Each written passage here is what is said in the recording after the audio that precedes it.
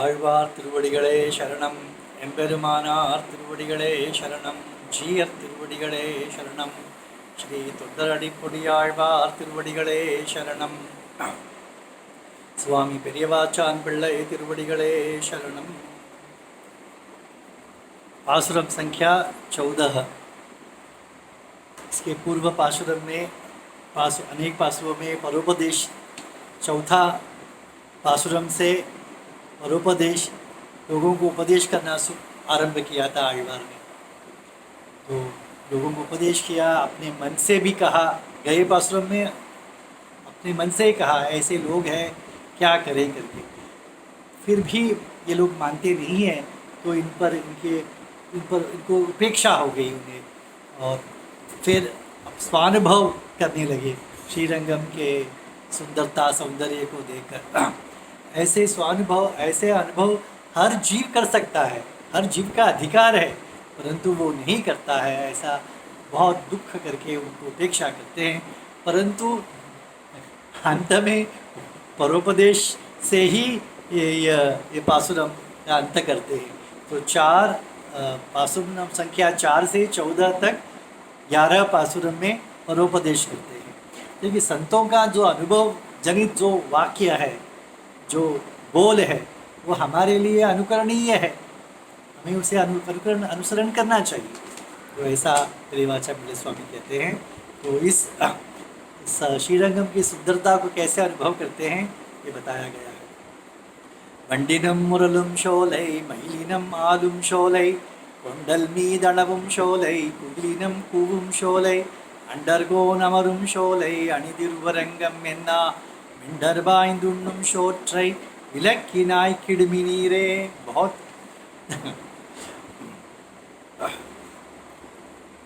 वंडिनम मुरलुम शोलै। देखिए, श्रीरंगम एक ज़माने में उपवन से भरा था, हरा भरा सर्वत्र हरा भरा था।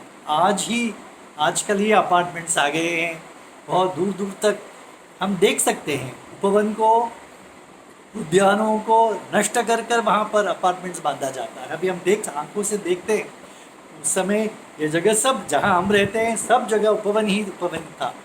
तो ऐसे उपवनों में जैसे नदी में प्रवाह है, तो स्नान करने वाला अकेला नहीं जाएगा, 10 लोगों के हाथ पकड़कर, एक दूसरे के हाथ पकड़कर ही स्नान करने में नदी में उतरेगा। उसी प्रकार ये यहाँ के मधु है। इस उपवन में अनेक पुष्पों का प्रचुरता है, तो मधु हर पुष्प से बाहर निकल रहा है।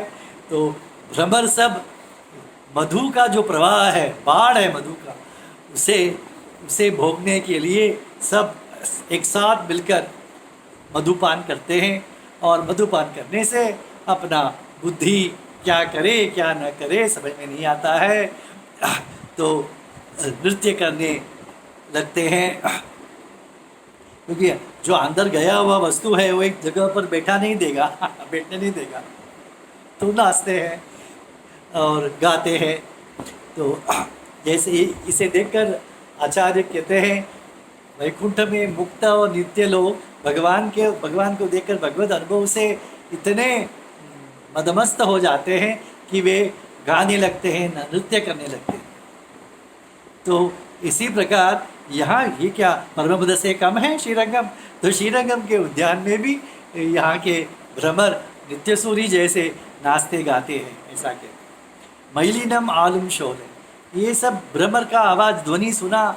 मोर है, अनेक है यहाँ पर, आज भी आपने देखा होगा, मैं कभी कभी भेजता हूँ। तो आज सुबह भी मोर एक टेरेस में नृत्य कर रहा था, देखने वाला कोई नहीं, मदमस्त होकर नृत्य करता है। तो इस प्रकार भ्रमरों की ध्वनि सुनकर और हरा भरा उपवनों को देखकर उन्हें लगा कि वर्षा ऋतु ही आ गई क्या, क्योंकि वर्षा ऋतु में हरा भरा होता है सब जगह पर। तो उन्हें लगा कि वर्षा आ गई तो मेघ आए होंगे, तो वो भी नाचने लगे, मोर भी नाचने लगे। तो भ्रमर गाते हैं, मोर नाचते हैं, और क्या कोंडल मीदळवुम शोलै। तो ये भ्रमरों की ध्वनि, ये मयूरों के नृत्य, ये उपवन के हरित देखकर बादल को लगा कि यह समुद्र है, तो इससे पानी ले, इसलिए वो नीचे आ गए, ऐसा एक कल्पना है। और नहीं तो ये यहाँ का जो उपवन में जो वृक्ष है वो इतने ऊंचे हैं कि बादल तक पहुँच गए, ऐसे वर्णन करते हैं। तिरुमादिरुंचोले वृषभाचल के उपवन है, इतने घना जंगल है कि भीतर गए तो बाहर नहीं आ पाएंगे, किस मार्ग से आना है जाना है पता नहीं, ऐसा आचार्य कहते हैं। परंतु भ्रमित लोगों को भ्रमित कर देता है, जगह पता नहीं लगता है। तो यहाँ का जो श्रीरंगम का जो उपवन है या जंगल है या सुंदर है, तो वो सब क्या है, भ्रमित लोगों को एक वस्तु को अन्य वस्तु समझकर भ्रम पैदा कर देते हैं। जैसे वर्षा काल आ गया है ऐसा मोर भ्रमित हो गया, जैसे समुद्र है ऐसा बादल भ्रमित हो गए। इस प्रकार इस उपवनों का महिमा, उनकी महिमा है। उसके पश्चात ये कुइलिनम कुवुम शोले, देखो मोर नृत्य करने लगा, भ्रमर एक एक जगह पर जाकर गूंजने लगा, और बादल नीचे आकर ऊंचे वृक्षों पर बैठने लगा।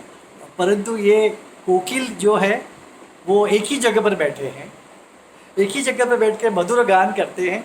वहाँ बहुत ठंडी है, मीन्स शीतलता है। तो अपने दोस्तों से कहते हैं यहाँ आ जा, यहाँ बहुत शीतल है, यहाँ ऐसे एक दूसरे से।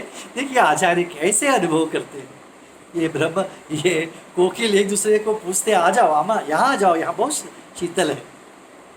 तो उसके पश्चात अंडर कौन अमरुम शोले, देखिए ये उपवन कैसा है, यहाँ भ्रमर गाते हैं, मयूर नृत्य करते हैं, बादल छा जाते हैं, कोकिल गान करते हैं, और अंडर कौन अंडाधिपति भगवान स्वयं यहाँ पर विराजमान है। देखिए ये उपवन के सौंदर्य को देखकर ये सब कोकिल वगैरह आ गए। इतना ही नहीं, भगवान स्वयं इस सुंदरता को देखकर वो स्वयं यहाँ आ गए। जैसे संसारी योगों के लिए ये प्राप्य भूमि है श्रीरंगम, भगवान के लिए भी ये स्वतः ये भी प्राप्य भूमि है, ऐसा आचार्य कहते हैं। अंडर कौन अंडाधिपति, क्या अंडर कौन भी, अंड का निर्वाहक भगवान को पर वैकुंठ का स्थान या क्षीराब्दी जी का स्थान या विवर अयोध्या मथुरा ये सब उनके पसंद नहीं है, सबको भूल गए और श्रीरंग में आके लेट गए, बस। ऐसा देश है श्रीरंग, भगवान को भी मोहित कर देता है। शोले अणि श्रीरंगम, अणि शब्द का अर्थ अलंकार है।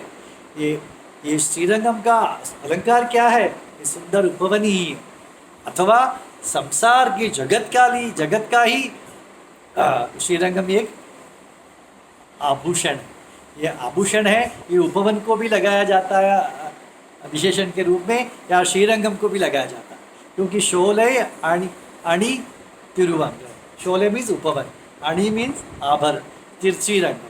तो ये आभरण जो है, आभूषण है, ये उपवन को के साथ भी जा सकता है, श्रीरंगम के साथ भी जा सकता है। ऐसे श्रीरंगम तिरुवरंगम एन्ना मिंडर कहते हैं, ऐसे श्रीरंगम में भगवान स्वयं पधारे हुए हैं।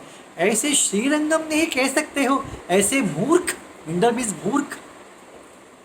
मूर्ख किसे कहते हैं, आचार्य कहते हैं जो अभी की स्थिति को नहीं जानता है, भविष्य की स्थिति को नहीं जानता है, वही मूर्ख है।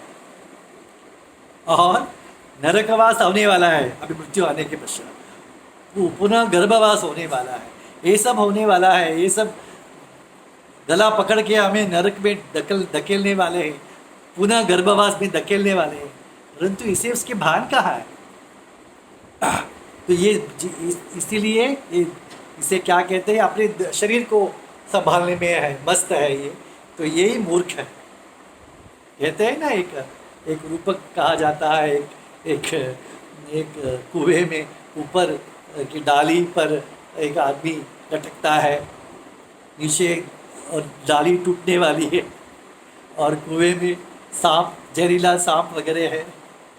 हाँ, डाली के ऊपर की डाली में एक मधु वहाँ से टपकती है, तो ये जीभ से मधु की स्वाद लेता है। ऐसा ही है, नर खाने वाला है, गर्भवास आने वाला है, और ये शरीर के पोषण करता है। ऐसे आचार्य कहते हैं। पाइंदुंडुम ऐसे मूर्ख जो खाता है कि नहीं, वो कृतज्ञ है। भगवान तुम्हारे लिए यहाँ पर आए, तुम उसका दर्शन नहीं करते हो, उसका नाम, उस गांव का नाम तक नहीं लेते हो। ऐसे मूर्ख, तुम लोगों का अपहरण करते ही जीविका करते होगे। तुम्हारी उपजीविका लोगों का वस्तु, भगवान का ही वस्तु है सब कुछ, उस पर तुम उसका अपहरण करते हो। ऐसे कृतज्ञ व्यक्ति होते। परंतु एक कुत्ता देखो, एक रोटी डालते ही दूसरे दिन अपने पूंछ हिलाकर कृतज्ञ व्यक्त करता है अपना। तो इसीलिए तो तुम्हारे इस मूर्ख के मुख से अन्न को निकालकर उस कुत्ते को देना बेहतर है। ऐसे आழ்वार इतनी जोर से कहते, क्रूरता से कहते हैं, इतना उनका दिल दुखा दर्द किया होगा। क्योंकि मनु कहते हैं ना, यो असाधुभ्यो अर्थमादाय साधुभ्य संप्रयच्छति। जो लोभी है, जो पैसे लोगों को अच्छे काम में खर्च नहीं करता है, ऐसे व्यक्तियों से पैसे को चोरी करो या डाकैत करो, निकाल के लोगों को दो। ऐसा तिरुमंगया परकाल आழ்वार ने ऐसा ही तो किया था। लोभियों के ये जो पैसे इकट्ठा करके रखे हैं, उनसे पैसा को चोरी कर श्री वैष्णवों का तदीयाराधन किया था। इसीलिए मनु कहते हैं कि इसमें कोई पाप नहीं है। तो इसलिए आழ்वार कहते हैं, ऐसे कृतज्ञ व्यक्तियों के मुख से अन्न को छीन कर एक कुत्ते को देना बेहतर। श्रीमते रामानुज।